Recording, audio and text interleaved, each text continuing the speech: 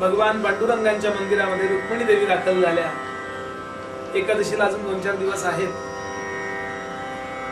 भरा भरा भरा फड उभे राहायला लागले. त्या ठिकाणी कीर्तन चालली आहेत. पहाटेपासून भगवंताची काकड आरती आहे, पूजा आहे. त्या ठिकाणी त्या मूर्ती मांडलेल्या. देवाला आनंद झाला, देवीलाही आनंद झाला. आणि रुक्मिणी देवी सांगू लागल्या, देवा तुम्ही म्हणता हे कलियुग आहे, पण सत्ययुगापेक्षा तुमच्या दर्शनाला गर्दी जास्त आहे की? कसं काय हे कलियुग म्हणता? वाईट लोक आहे तसं म्हणता, पण केवढी गर्दी आहे.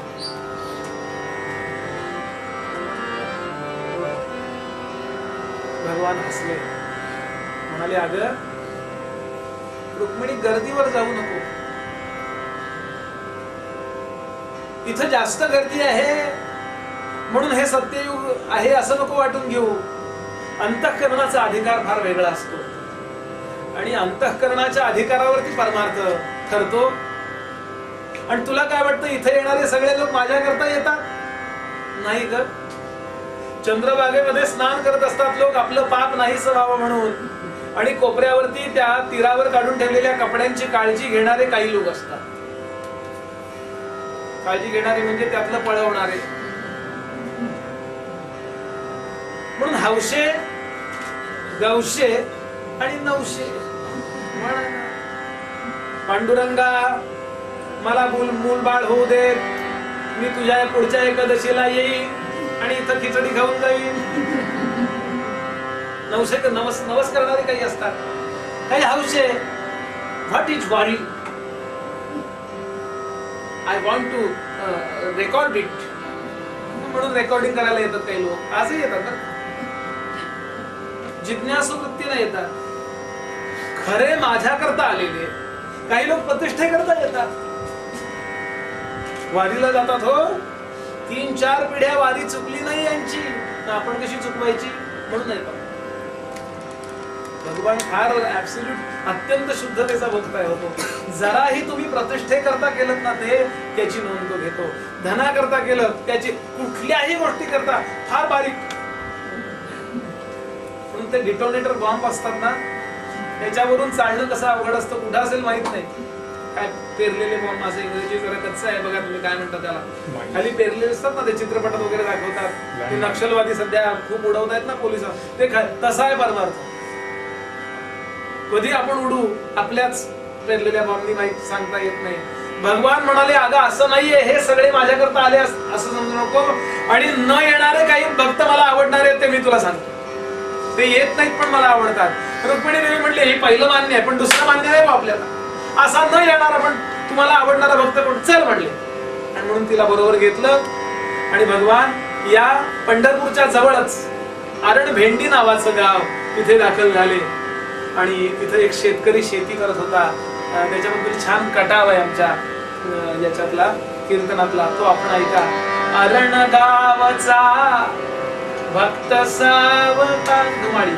अरण गावचा भक्त सावता, अरण गावचा भक्त सावता, अरण गावचा भक्त सावता.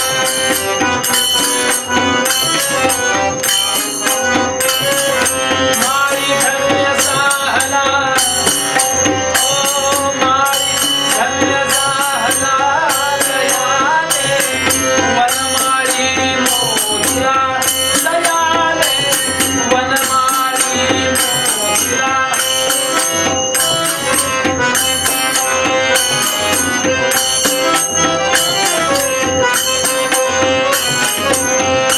अशा चाली काढल्यानंतर लोकांना या चाली आवडतात. घड्याळाकडचं लक्ष दूर झालं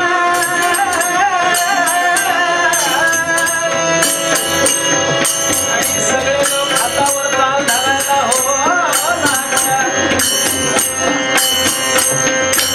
त्याचं कारण या आमच्या कीर्तनातल्या चाली सिनेमावाल्यांनी चोरल्या आणि मध्ये हो फोडल्या.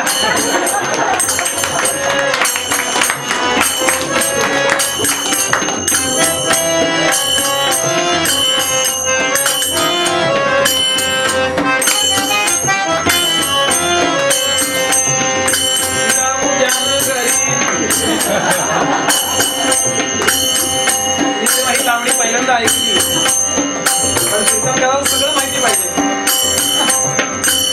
मला ही आवडली. यातलं सगळ्यात काय आवडलं माहितीये? काय ती बालांगणा असेल कदाचित ते म्हणणारी, काही असो, पण ती अजून जाऊ द्या ना घरी म्हणतीये.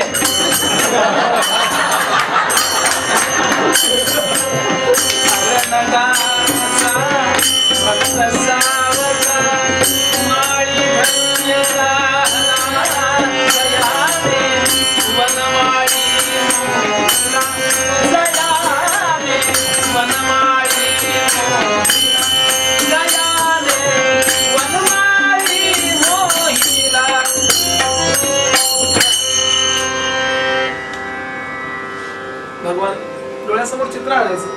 भगवान सगुण रूपात प्रगट झाले आणि रुक्मिणी देवींच्या निमित्तानं आपल्या मनातल्या अनेक कन्सेप्ट, अनेक संकल्पना स्वच्छ करण्यासाठी हे कथानक भगवंतांनी घडवलंय.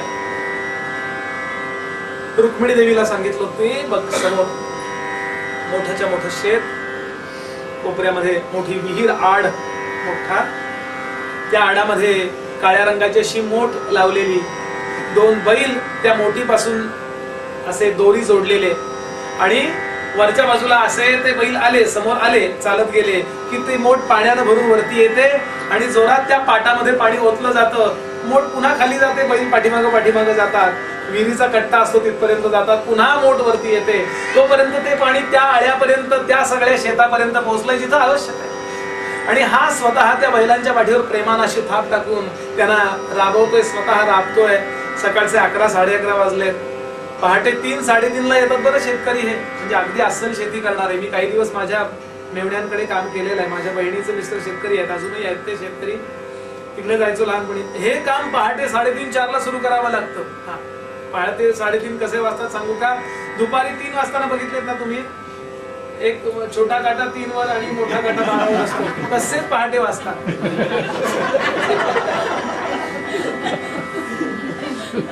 पहाटे 3 वाजतात कसे?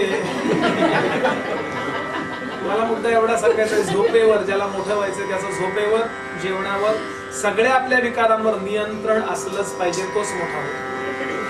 नियंत्रण कोणत्याही क्षणी लागता आलं पाहिजे, कोणत्याही क्षणी काम करता आलं पाहिजे, काहीही खाता आलं पाहिजे, काहीही पचवता आलं पाहिजे, हे अपेक्षित आहे. आणि त्याला व्यायाम केला पाहिजे, सूर्यनमस्कार घातले पाहिजे. नुसते डंबेल्स, ते विशिष्ट स्नायू फक्त व्यायाम होतो त्याचा. म्हणून समर्थ एवढ्या करता वाचा केव्हा जमलं तर तरुणाने, तर समर्थाने व्यायाम सुद्धा कसा करावा सांगा. सूर्य असं करावे, नमस्कार, रोज सूर्य नमस्कार घाला, संपूर्ण आपलं शरीर अत्यंत छान होतं. अवांतर विषय आला, क्षमा करा मला.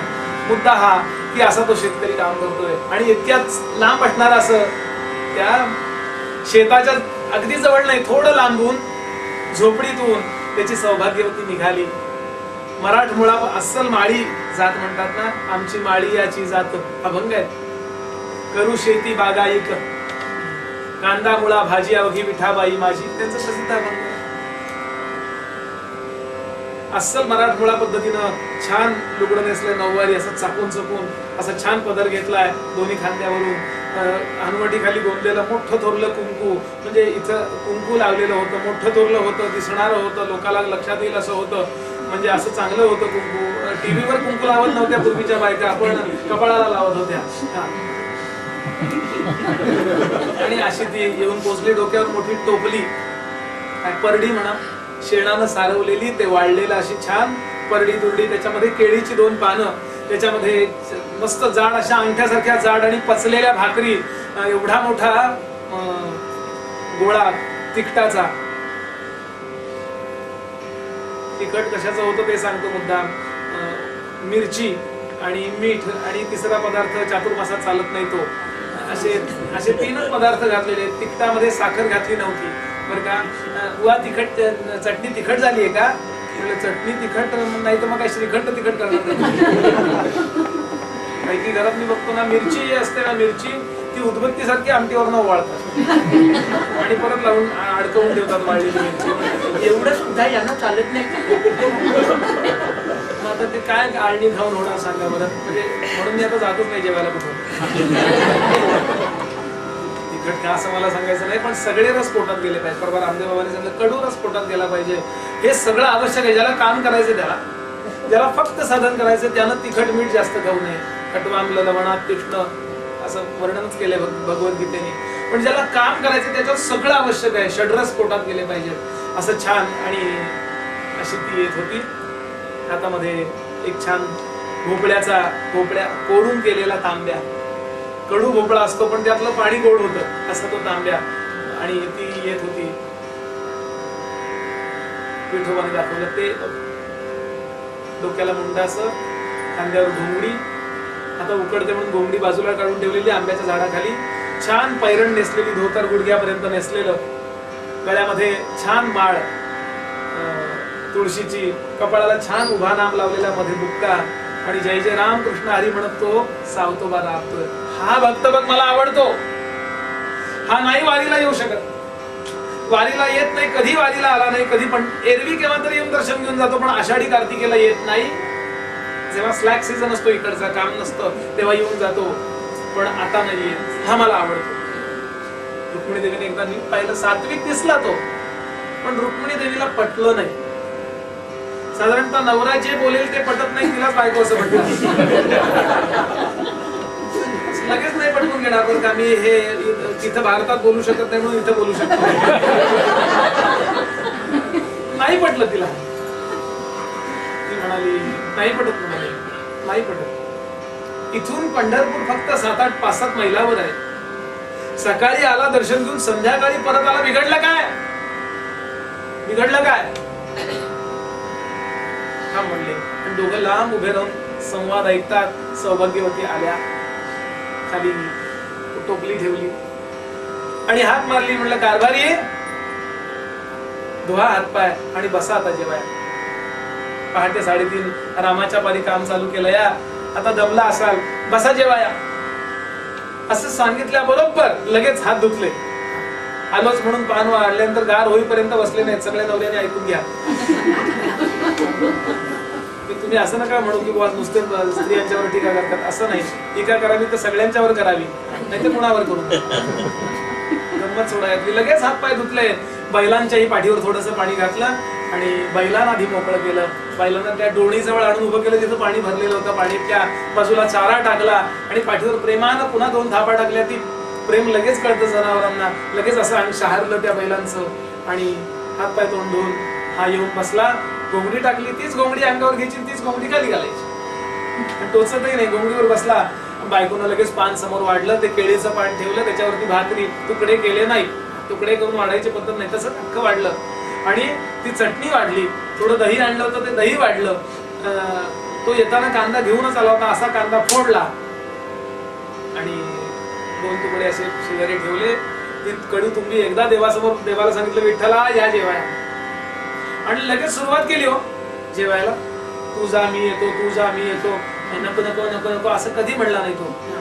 नको नको म्हणतात ना, त्याचं कारण आहे. काम काही करत नाहीत म्हणून नको नको म्हणतात. कायम चूर्ण. चतकोर पोळी खातात माणसं, कायम चूर्णाच्या 2 बाटल्या रोज रिचवतात. म्हणलं मग ती चतकोर पोळी पण नको खाऊ, ते चूर्णच खा. सांगण्याचा हेतू असा, भरपूर काम या शरीरासारखे यंत्र आणि नाही समर्थ म्हणाले. भरपूर या शरीराला काम द्या आणि आरोग्य सुद्धा एन्जॉय करा. शरीराचा आरोग्याचा सुद्धा एक उपभोग घेता आला पाहिजे. मी आरोग्यवान आहे, क्या बात आहे. असा छान जेवायला लागला. बायको शेजारी बसली आणि पदराच्या वाऱ्याने, पदराने, साडीचा जो पदर होता त्याने वारा घालू लागली. नुसतं ऐकून घ्यायचं.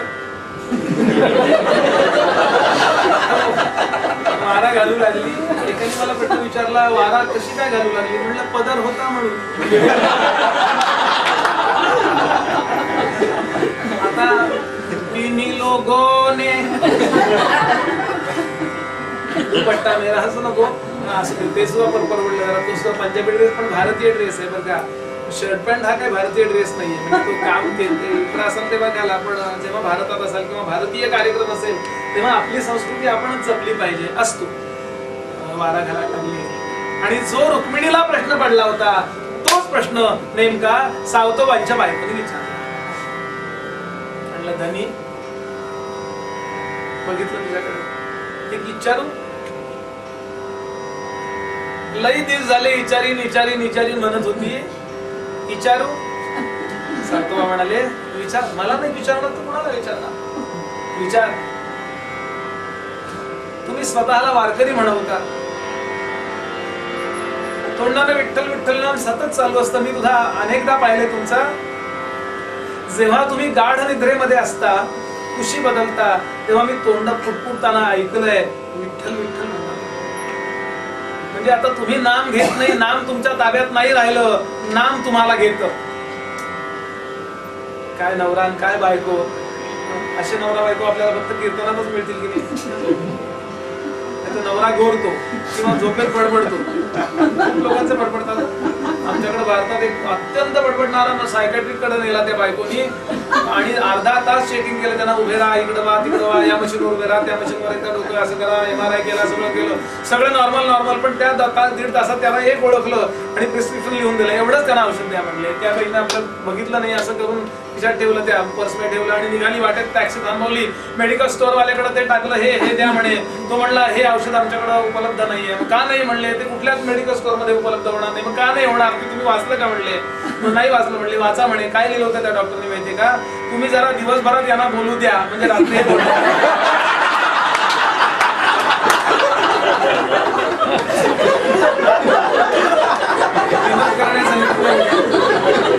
विनोद करण्याचं काय जोडी असेल. विठ्ठल वदता वाचे. बायको विचारते नवऱ्याला, वारा घालतीये. तो नवरा तो कांदा मुळा भाजी ते जेवतोय आणि ही विठ्ठलाबद्दल बोलते. विठ्ठल रुक्मिणी समोर ऐकायला आहे, यांना दिसत नाहीये, आड उभे आहेत आणि रुक्मिणी पण ऐकते. नेमका रुक्मिणीला शंका जी आली की हा वारीला काय येत नाही, तोच प्रश्न बायकोने विचारला. विठ्ठल वदता वाचे, वारी का विसरता करायाला. स्वतःला वारकरी म्हणवता, का नाही तुम्ही वारी करत, बिघडलं काय. पांडुरंगाचं दर्शन घेऊया असं तुम्हाला वाटत नाही का. ऐकलं, लगेच उत्तर दिलं, हात धुतले आधी पहिल्यांदा, जेवण तसंच ठेवलं, हा म्हणाल तुझं उत्तर देतो. कारभारने वारी केली आणि पंढरपूरला गेलो आणि तो जो विटेवरी उभा कटेवरी हात, त्याच्याकडे पाहिलं तर पांडुरंगाचं दर्शन होतं असं तुला वाटतं का. याचा अर्थ तिथं सोडून दुसरीकडे पांडुरंग नाही असा आपण त्याच्यावर आरोप करतो का. आणि असे आले, बैलाच्या पाठीवर पुन्हा प्रेमाला जोरात थाप टाकली. त्या उमद्या जनावरांची अशी अंग असं शहारलं, कातडी अशी शहारली आणि सांगतात, अगं हे बैल सुद्धा विठ्ठल आहे. रुक्मिणी भक्ती आहे इकडून. असा राग आला तिला. आजची असती तर बरं झालं असतं. मी म्हणू शकत नाही, तुम्ही म्हणला बरं झालं म्हणून. पण पूर्ण ऐका, छान पद आहे इथं. भजनी ठेकाचं आहे, सुंदर भजनी ठेका आहे. काय म्हणाली, सुरेख पद आहे बरं का. मी नेहमी सांगतो की एवढं पद रोज म्हणत चला. आपल्या सदाशिव भाऊ शिरवळकरांनीच केलं. एवढं पद रोज म्हणत चला. फक्त वेदांत एवढाच आहे. वेदांत वेदांत म्हणून जो म्हणतात ना, हजारो उपनिषद, शेकडो उपनिषद, हजारो श्लोक, फक्त एवढा आहे. ते काय म्हणाला तो, बैल विठ्ठल, विश्व विठ्ठल, शेत विठ्ठल गे. बैल विठ्ठल, शेत विठ्ठल, विश्व विठ्ठल गे. बैल विठ्ठल, शेत विठ्ठल, विश्व विठ्ठल गे. विठ्ठलवाणी मोठ काळी गे. विठ्ठलवाणी मोठ काळी गे.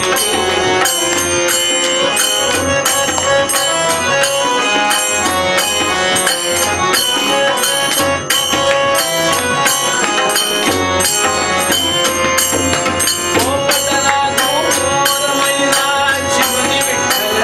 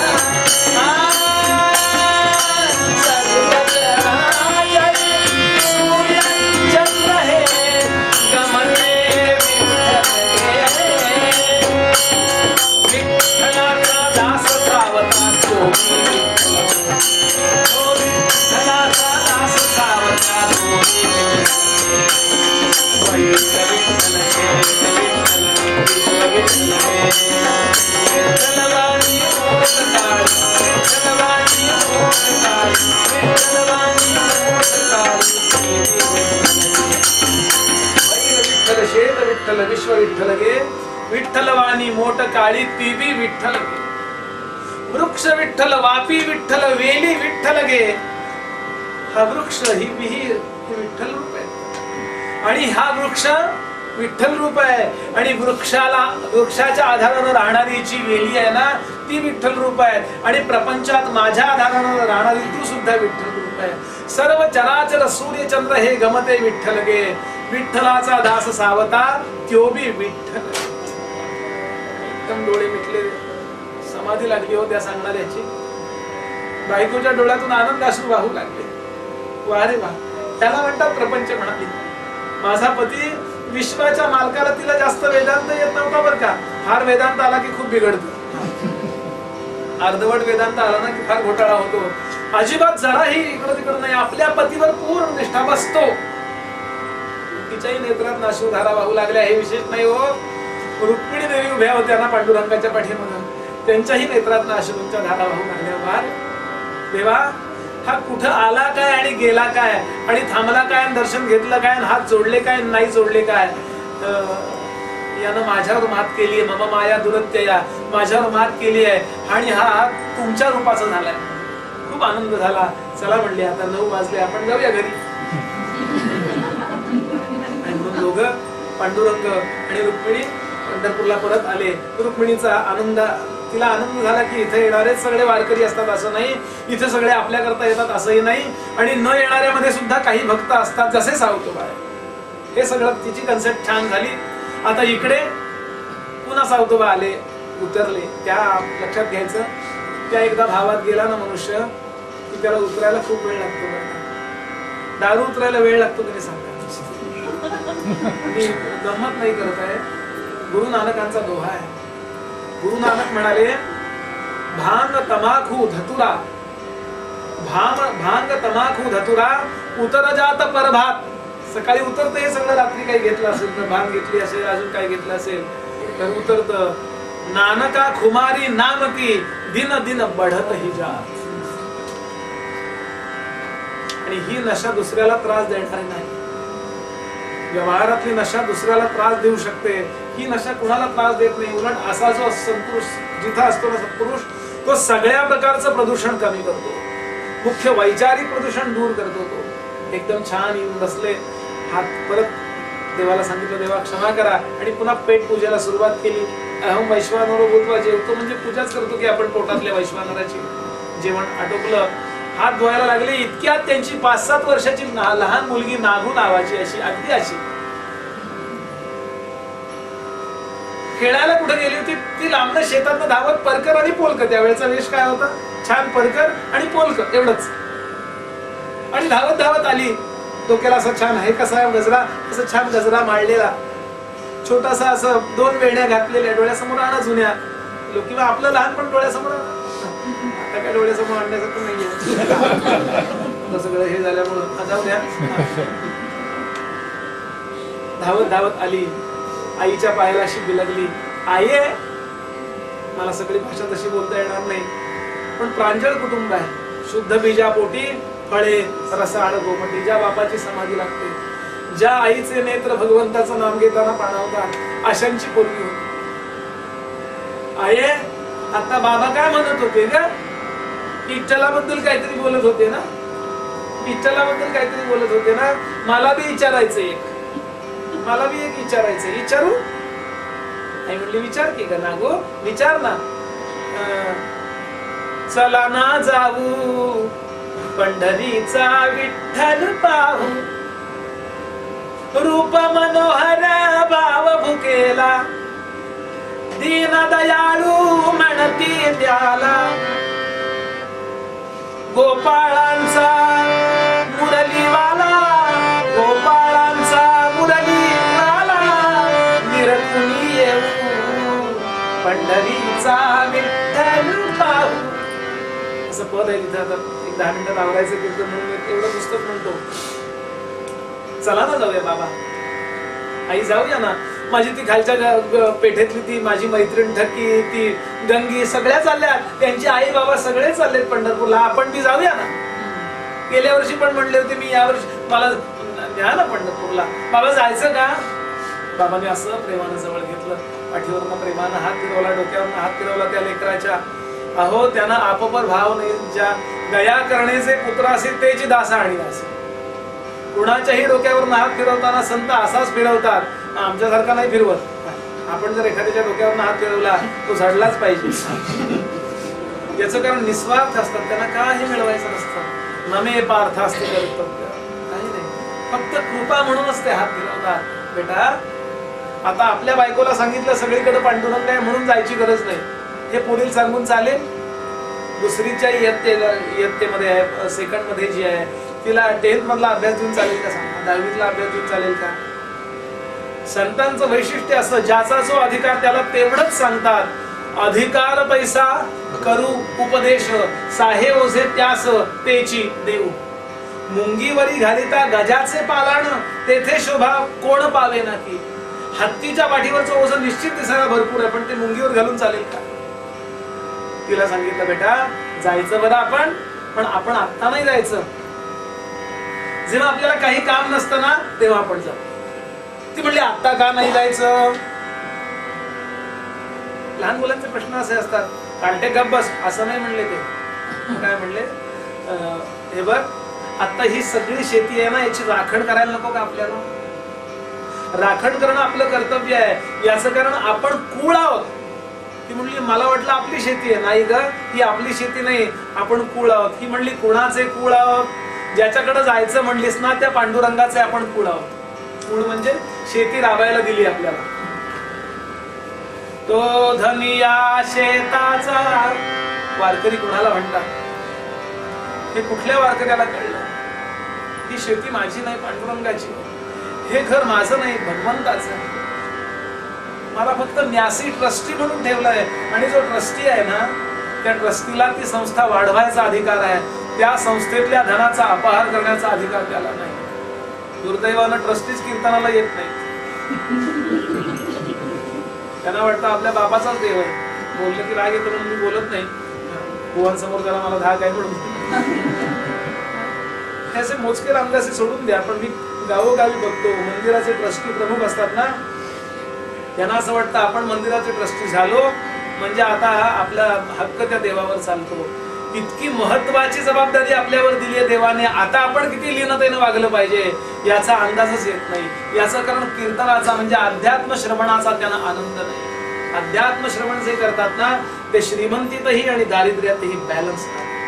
हा सांगतो इतका शेती मोठी असलेला, तो धनिया शेताचा मालक त्याला कृपाळू घे म्हणती. त्यानं आपल्याला शेती सांभाळायला दिली. मग तू मला सांग, तुझ्या मैत्रिणीनं एखादी वस्तू तुला जर सांभाळायला दिली तर तिनं ती मागून घेईपर्यंत चांगली जपशील की तू? आपली वस्तू हरवली तरी चालेल, पण आपल्या प्रेमास्पदाची वस्तू आपण कशी सांभाळतो सांग? आपले आपलं काही झालं तरी चालेल, पण ते बाकीच्यांचा त्रास होता का म्हणे सांभाळतो की नाही? तिला इतकं पटलं आणि इतका आनंद झाला. तो धनी आहे आपला, तो धनी आहे आपला, ज्याच्या दर्शनाला इतके लोक जातात तो आपला धनी आहे. लगेच या मुलीनं बाल स्वभाव जसा असतो प्रश्न विचारला, कधी वसुलीला आलेला दिसला नाही? गडबडले नाहीत सावतोबा, सगळ्या कन्सेप्ट क्लिअर, सगळ्या. ते म्हणले तो येत नाही ग, पण खरं सांगू इथून जे वारकरी जातात त्यांची जी आपण सेवा करतो त्यांना जे आपण देतो ना, इथे येतात मुक्काम करतात धर्मशाळेत कारण भेंडीला, तेव्हा आपण त्यांना धन धान्य काहीतरी देऊन देतो ना, भाज्या, हे सगळं त्या करता आपल्याला दिलेलं आहे. ही त्याची सेवा होते. तिला अजून आनंद झाला. खरं हे सगळं खरं आहे, कारण हे पाहिलं होतं. म्हणून आपल्या पोरांकरता तरी जरा दान धर्म करत जा, म्हणजे असं दान करायचं असतं पोरांना कळतं. नाही तर काही लोकांना माहितच नाही. एक माणूस विहिरीत पडला म्हणले, कर्नाटकातल्या विहिरी, त्या कर्नाटकातल्या विहिरी म्हणजे कळाय करता सांगतो, तुम्ही रागवू नका. एवढंच थोडंच पाणी होतं, एवढंच पाणी म्हणजे जरा कोणी हात दिला की वरती येतो. असा पोहता येत नव्हतं त्याला, तो काठ धरून मला वर काढा मला वर काढा म्हणून सांगत होता. एकानं हात असा खाली घातला, वाकला, तो खाली दे हातात हात दे म्हणले, घेतो तुला वर. तो काही हात देईना. तो का अरे दे हातात, तो काही हात देईना. अरे हातात हात, तो काही हात देईना. त्याला ओळखणारा एक जण चालला होता. तो म्हणला अहो तुम्ही त्याला दे म्हणू नका, दे हा शब्दच त्याला माहित नाही. दे म्हणजे काय क्रियापदच माहिती नाही. घे म्हणा हात म्हणजे तो हातून जात आता अशी कंजूस असतात लोक, मक्खीची अशी पडली त्याला ती पण अशी पिळून पिळून पिळून पिळून एवढंच येतील माया का. मी घडलेली घटना सांगतो. एकाच्याकडे मी कीर्तनाला गेलो, म्हणजे आता 4 दिवस मुक्काम त्यांच्याकडे राहायची व्यवस्था होती. तर तो मालक जो होता ते जे का मुख्य होते ते असे कमान करून बसले होते. म्हणलं का अशी मान का झाली, वाकडी झाली कमान, आखडली आहे का. आखडली नाही म्हणे बुवा, कानात तेल घातले ते झालंय जास्त. केव्हाचा बंड्याला हात मारतोय, बंडे इकडे इकडे आंघोळ झाली त्याची, म्हणजे मी त्याच्या डोक्यावर असा कान उघडा म्हणले आणि माझ्या कानाला ते बंद मिळालं. फक्त दानधर्माबद्दल बोलतो असं नाही. घरी सत्यनारायण पूजा करा, समर्थांच्या पादुकांची पूजा करा. कोणीच संत आले आपल्याकडे तर मध्ये मध्ये बोलवा त्यांना, त्यांच्या चरणावर काहीतरी. नुसते 2 फळं काय, आपली काय जास्त कर्ज काढून देऊ नका. 1 फळ म्हणजे मुलांवर संस्कार होतो ते असं द्यायचं असतं.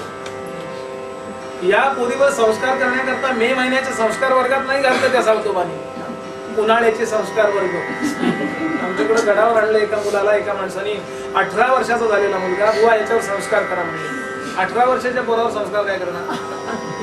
पूर्वी असेल तो कंटिन्युटी मध्ये तर चालेल, पण एकदम 18 वर्षाचा मुलगा आणि त्याच्यावर आम्ही जर संस्कार करायला गेलो तर ते पोरगा आमचा अंत्यसंस्कार करेल.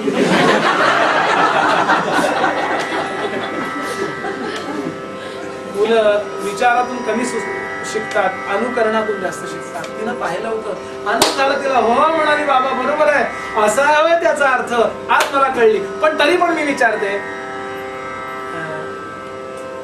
जर बोलावलं तर येईल का. नागू म्हणे पितयाला बाबा येईल काढणी येथे, माळी वदला हो हो, माळी वदला हो हो, येईल तोगे भावसे जेथे. निश्चित येईल, हात मार, त्याला सद्गुरू म्हणतात. नातं लक्षात घेऊ नका, इथे सद्गुरू पण निश्चित येईल. इतका त्या पुरीला आनंद झाला, ती भराभरा आली. थोडे मुळे काढले, थोडे कांदे, थोडे बटाटे, जे काय होतं धान्य ते सगळं काढलं. परकराच्या ओच्यामध्ये असं घेतलं, असा परकर असा करून, आणि धावत पडतला. ती 5-7 वर्षाची मुलगी त्या बांधावर येऊन बसली, ज्या बांधासमोर रस्ता जात होता. तिथून वारकरी चालले होते, त्या वारकऱ्यांना हाक मारते. चिखल सगळा झालेला, थोडा रिमझिम पाऊस पडत. आषाढ महिना पाऊस असतो बघा भारतामध्ये, आपल्याला माहितीये. पाऊस पडत होता, हाक मारते, तुम्ही पंढरपूरला चाललाय ना. लहान मुलाला कपटीपणा वगैरे कळत नाही बरं का, लगेच ती प्रांजळ असतात. पंढरपूरला चाललाय ना. ते म्हणले हो ग, एक काम करता, तिथं आमचा धनी राहतो. म्हणले कोण. पांडुरंग. तुला कोणी सांगितलं. बाबांनी. कोण बाबा. सावतामाळी. सांप्रदायिक अभिनिवेश म्हणतात. द्वेषा करता तो मनुष्य दुसऱ्या संप्रदायातला असण्याची पण गरज नाही बरं, एकाच संप्रदायाचे. काय ही गोष्ट आहे कळत नाही. समर्थांनी मत्सराला गाढव म्हटलंय. काय खरं खरं म्हटलंय, मनाच्या श्लोकातच आहे, आठवलं तर सांगतो श्लोक. खरं म्हणजे गाढव. तुम्हाला मला मिळालं नाही म्हणून वाईट वाटणं ठीक आहे, पण तुम्हाला मिळालं म्हणून मला वाईट वाटणं, यात गाढवपणापेक्षा काही दुसरं आहे का. गाढव सुद्धा एवढं मत्सरी नसतो. जेवढा मनुष्य बुद्धिमान तेवढा तो जास्त मत्सरी असतो. म्हणे तो सावत्या 1 शहाणा आणि तू 1.5 शहाणे म्हणले. तिला ढकललं हो, भाजलं म्हणले काटे, आगावले ते. ती पोरगी चिखलात पडली, भाजी चिखलात पडली, अशी एकदम रस्त्यावर चिखल होता ना. आणि ही विचार करते, हे वारकरी, हे वारकरी आहे. मी बोललो, ती नाही म्हणली. डोळ्यात पाणी आलं तिच्या. आता सगळी भाजी पुन्हा ओहळात नेली, पुन्हा धुतली आणि जरा लांब उभी राहिली. लांब उभी का राहिली, आता दुसऱ्या वारकऱ्यांना विचारते, नेता का पांडुरंगाला ही भाजी, असं विचारायचंय. आणि सगळ्या वाऱ्या निघून गेल्या, कुणी नाही राहिलं. ती पोरगी संध्याकाळ, सकाळी झालेला हा विषय, काय 11-12 वाजता झालेला हा विषय. संध्याकाळी 6 वाजेपर्यंत पोरगी बांधावर बसली. कुणीतरी येईल आणि मी माझी भाजी त्या पांडुरंगाला पाठवून देईन. पण नाही आली. शेवटी भगवान विचार करतात, सगळे लोक गेले, आता ही भाजी आणायला मलाच गेलं पाहिजे. आणि म्हणून भगवंतानी अष्टदिक्पालांना, नवग्रहांना हाक मारली. नवग्रहान म्हणले, इधर आव. एकमेकांच्या राशीला जाता देतो दुसरे तुम्ही, इकडे या म्हणले, तुम्हाला काही उद्योग नाही का म्हणले. वारकरी वा माझ्या पाठीमागे टाळकरी, आणि चला आणि स्वतः चंद्रभागे तीरी उभा कटे करी झाला वारकरी रंगला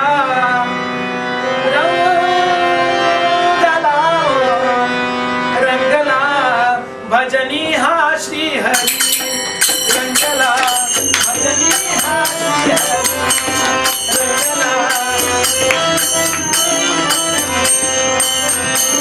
चंद्रभागे तीरी उभा कटे करी चंद्रभागे तीरी उभा कटे करी झाला वारकरी रंगला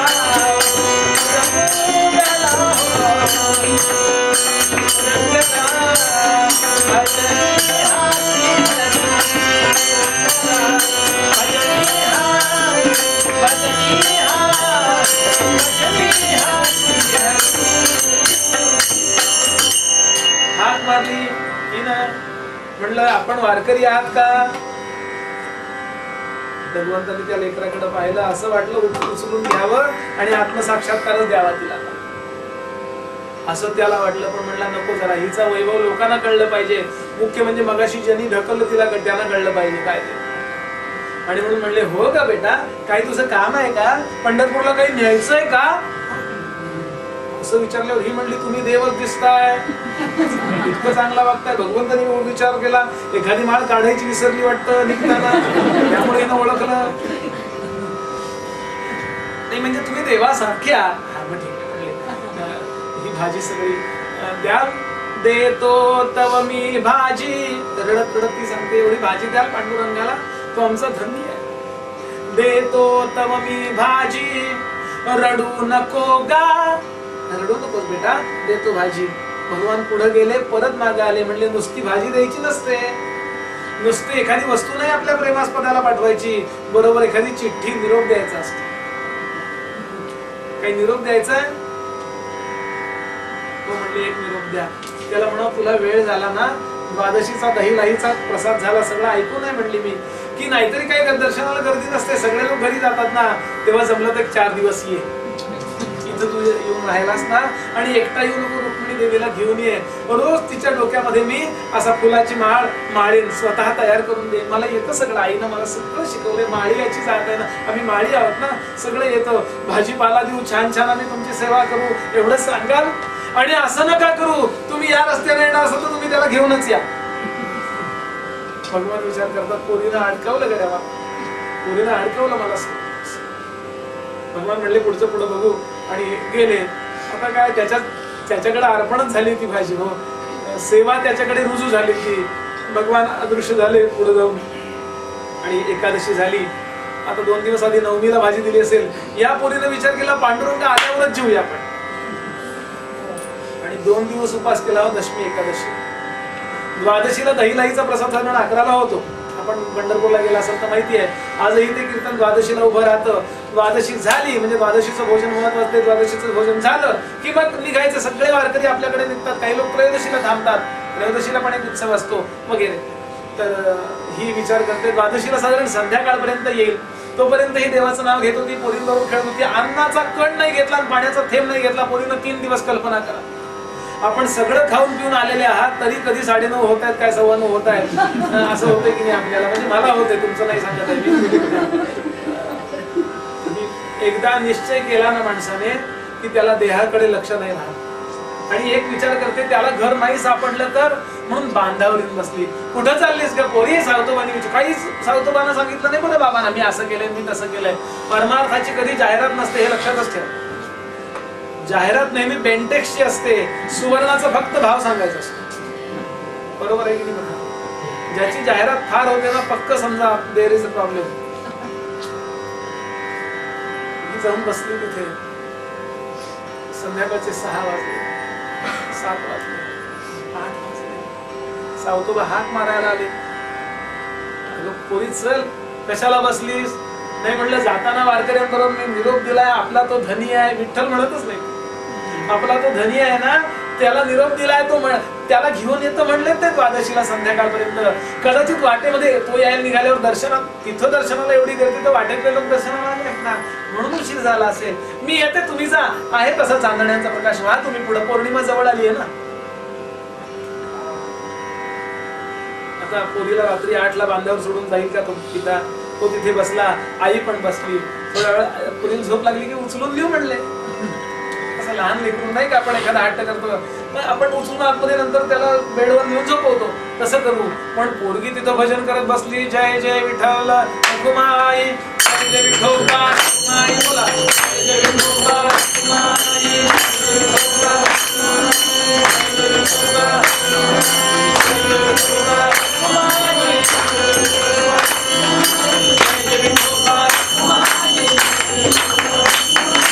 जय विठोबा रखुमाई,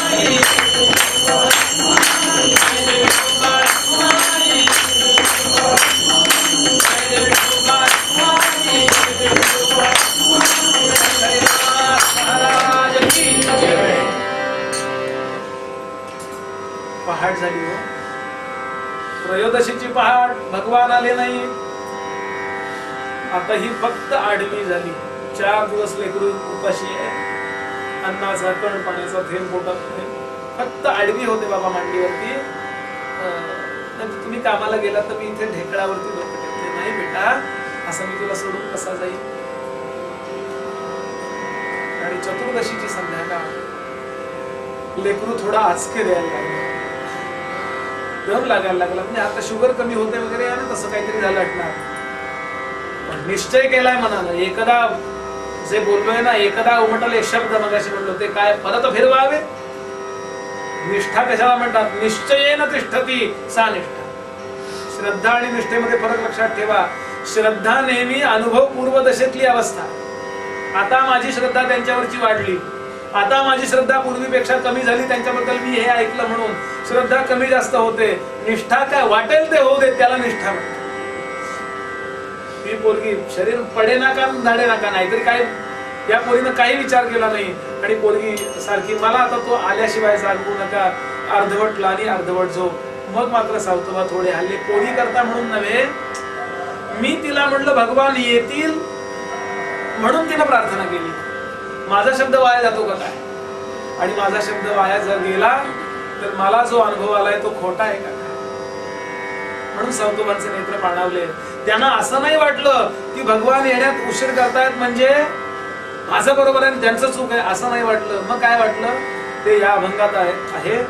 त्यांनी प्रार्थनेला सुरुवात केली, देवा कुठंतरी गुंतलायस तू, कोठे गुंतलासी योगी यांचे ध्यानी, कोठे गुंतलासी योगी यांचे ध्यानी, कोठे गुंतलासी योगी यांचे ध्यानी.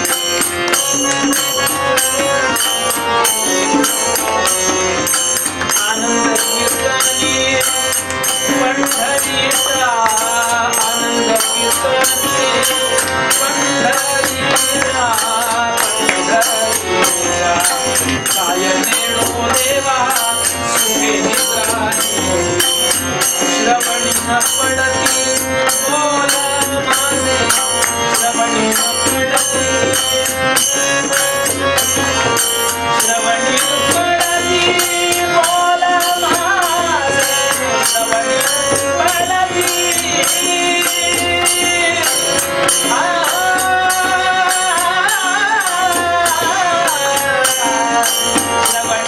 पडती.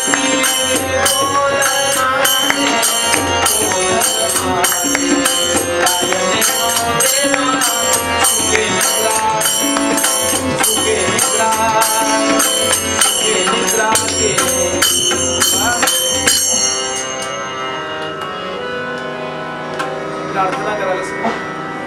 निरोप बरोबर मिळाला नाही का तुला देवा? देवा मला तू सांग, तुला पंढरपूरहून यायचं असतं तर वेळ लागतो, इथे प्रगट होऊ शकत नाहीस का? तू सर्वव्यापी आहेस ना, सर्वत्र सदा आणि सम. ज्ञानोबांनी वापरलेले विशेषण आहे. तू कधी कुठे आहे? सर्वत्र सदा आणि सम. इथे जास्त तिथे कमी नव्हे, इथे असताना तिथे नसतो असं नव्हे, आणि आत्ता असताना नंतर नसतो असं नाहीये. सर्वत्र सदा आणि सम. येत आहे देवा, हे लेकरू तुझ्या स्मरणानं मरणार असेल, त्याचं प्रारब्ध तसं असेल तर मला काही म्हणायचं नाही, पण माझा शब्द वाया गेला असं मात्र मला वाटेल. आणि सत्यवादाचे तप वाचा केले आम्ही तर मी कधी खोटं बोललो नाही रे. आणि खोटं न बोलण्याचा परिणाम, सत्य बोलण्याचा परिणाम तो बोलतो ते सत्य होतो असं आहे का. तेव्हा दुसरीकडे कुठल्या भक्ताला वाचवायला गेलास का? या ना त्या पद्धतीने हा सावतोबा आळवीत राहिला आणि शेवटी विचार केला बाकी कुठं नाही, पण हृदय अर्जुन तिष्ठती, हृदयात तोच आहे ना.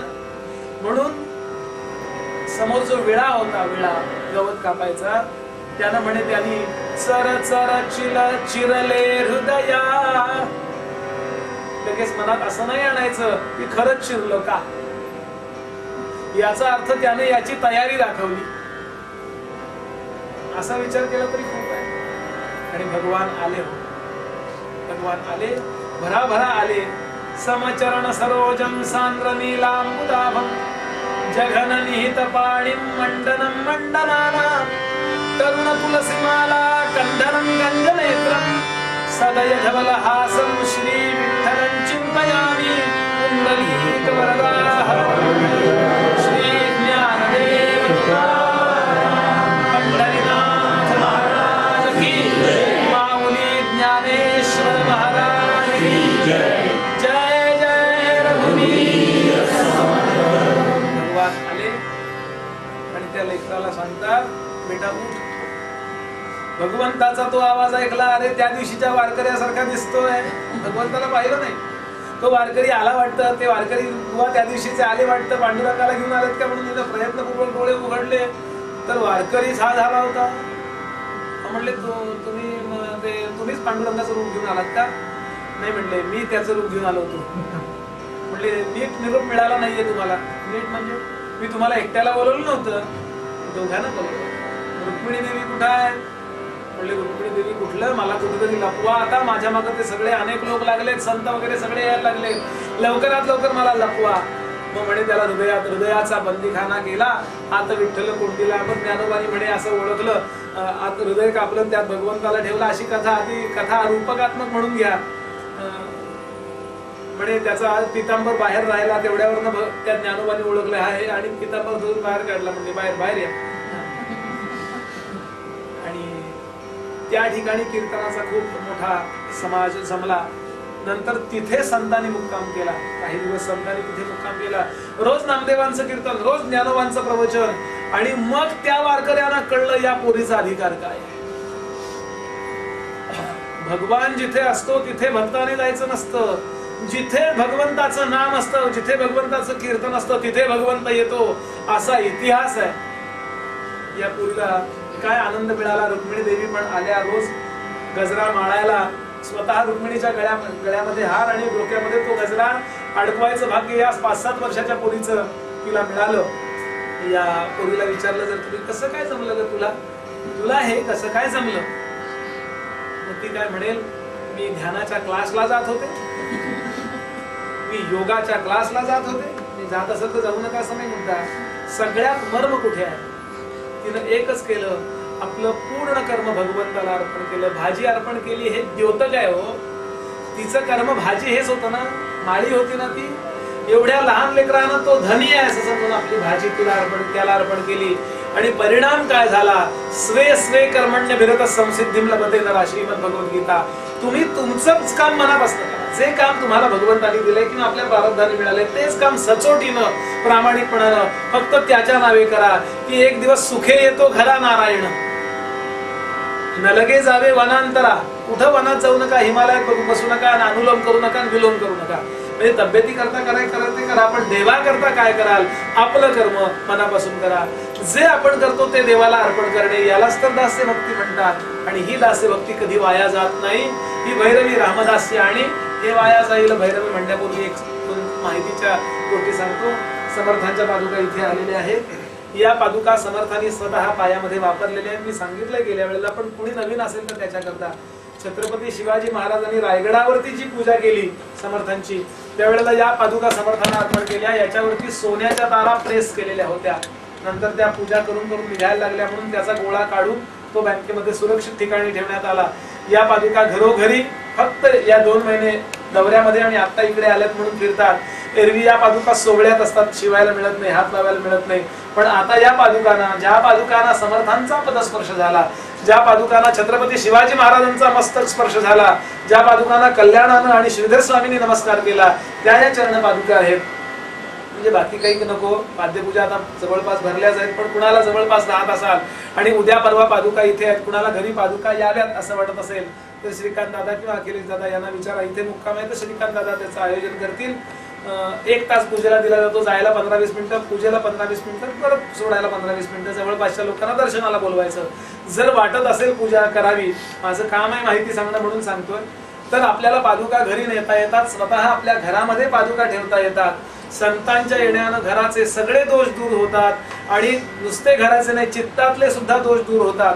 संत चरण रज लागता सहज वासनेचे बीज जडवली जाय, मग रामनामी उपजे आवडी सुख घडोघडी वाढू लागे. कंठी प्रेम दाते दाटे नयनी नीर लोटे हृदयी प्रगटे रामरूप, तुका म्हणे साधन सुलभ कोमटे परी उपदृष्टे पूर्व पुण्ये, असं तुकोबा म्हणाले. केवळ समर्थांच्याच पादुका नव्हे, कुणीही अधिकारी संत आपल्या इथे आले तर त्यांना घरी निश्चित बोलवावं. त्यांची पायधूळ, तुमच्याकडे धूळ इतकी कमी आहे की पायधूळ कशी झाडणार हा प्रश्नच आहे.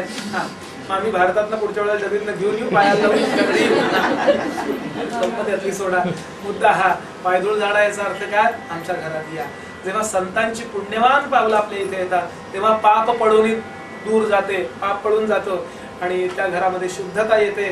शुद्ध आहेच ते अजून पवित्र होतं, पवित्र आहे ते अजून वरती जातं. काय 10वीत आहे तो 12वीत जातो, 12वीत आहे तो MA होतो, MA आहे तो MAD, नाही काय PhD होतो. जमिनीचा भाग सोडून जरी दिला तरी बाकी काही नाही. जमलं तर पादुकावर मस्तक छान ठेवा, खूप छान नमस्कार करा. हे बरोबर त्या 2 अंगठ्यावर टेकून नमस्कार करा, असं दाब न देता सहज अगदी अलगद, आणि समर्थांना म्हणावं आमचं कल्याण करा. एवढं तर म्हणू शकता, यात काही तोटा नाहीये. इथे समर्थांच्या पादुका शुक्रवारी सकाळी 9 वाजेपर्यंत आहे. दिवसभरातही दर्शनाला, म्हणजे दुपारी 12 ते 3 येऊ नका, तेव्हा जरा समर्थांना विश्रांतीची ना, आम्हाला विश्रांतीची गरज असते. तर बरोबर 12ला इकडे नमस्कार करायला 12 ते 3 नको, बाकीच्या वेळात येऊ शकता. दुसरं म्हणजे गडावरून आम्ही काही सीडीज, थोडंसं वाङ्मय आणलेलं आहे. मनाचे श्लोक आणले 205 पार्वती बुवानी आणि गडावरचे माझे एक मित्र आहेत त्यांनी म्हटलेले आहेत. घरामध्ये शांत लावून ठेवावेत मनाचे श्लोक 205. आपोआप आपल्या आणि मुलांचे पाठ होतात. सारखं ते सिनेमातली गाणी घरामध्ये लावलेली असतात आणि काय ते टीव्ही सारखाच चालू असतो. टीव्हीचा लॉंग फॉर्म ताबडतोब वाटोळ असा आहे बरं का. ते मनाचे श्लोक चालू ठेवा.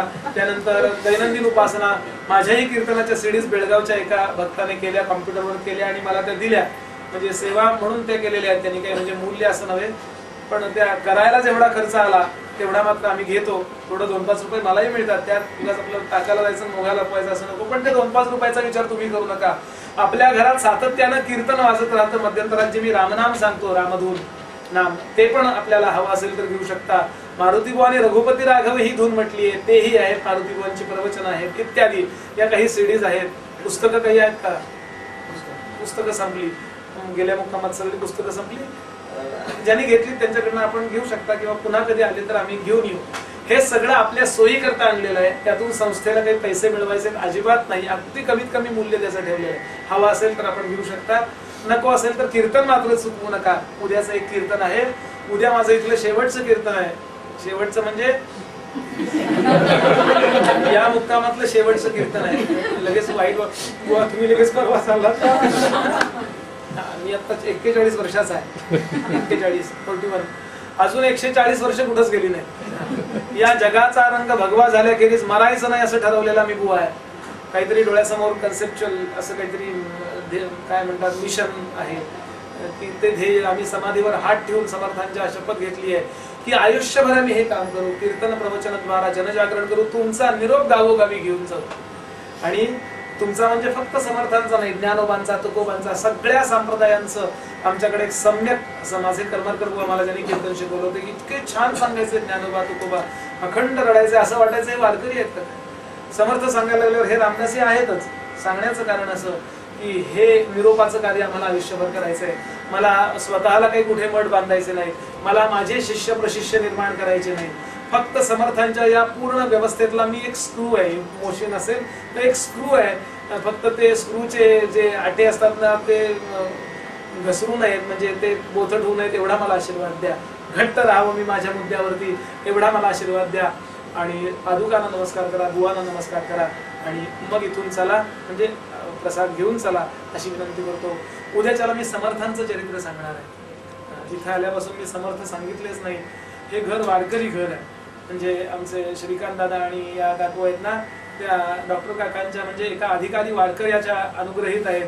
ते स्वतः कंधारकर महाराजांचे अनुग्रहित होते. कंधारकर महाराज अधिकारी होते, खूपच अधिकारी होते परमार्थामध्ये. तर अशी परंपरा आहे. मी पण काकांकडे वेदांताचा अभ्यास केला, म्हणजे एका अर्थाने काका माझे पण गुरु आहेत असं म्हणा. मी गडावरच्या समाधीतून अनुग्रह घेतला, पण काकांनी मला बरंच साधन कसं करायचं हे शिकवलं. म्हणून विचार केला मी आज सावतामाळी सांगूया, म्हणजे काकांना आनंद होईल, आपल्या पूर्ण पिढ्यांना आनंद होईल, म्हणून वारकरी सांगितलंय. मग उद्या मात्र समर्थांचं चरित्र सांगणार आहे. तेव्हा जास्तीत जास्त लोकांनी या, विशेष करून तरुणांनी या. समर्थांची दृष्टी तरुणांकरता विशेष सकारात्मक आहे. तरुणांनी कसं असावं बघू. कुठलं चरित्र सांगायचं ठरवलं नाहीये, पण तरुणांनी जास्तीत जास्त या एवढी विनंती करतो आणि इथेच विरमतो. जय जय रघुवीर समर्थ भैरवी म्हणतो आणि मग झाले कीर्तन. शेवट गोड करा म्हटलं की आरती लावायची. आरती लावलेलीच आहे, तीच ओवाळा अशी विनंती.